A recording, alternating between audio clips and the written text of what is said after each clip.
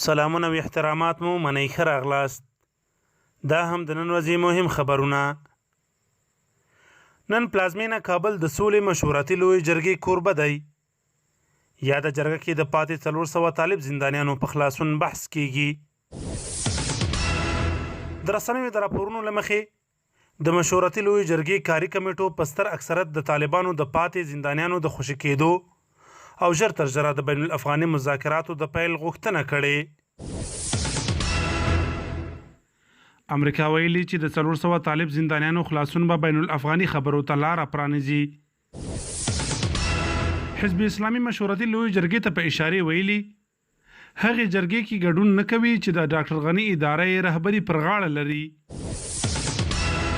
ډاکټر عبدالله ویلي چې د جرګې تالار کې د بلقیس روشن د ډبولو قضیه دې وڅېړل شي. ایران لپاره د امریکا ځانګړي استازي براین هوک له خپلې دندې استعفا کړې.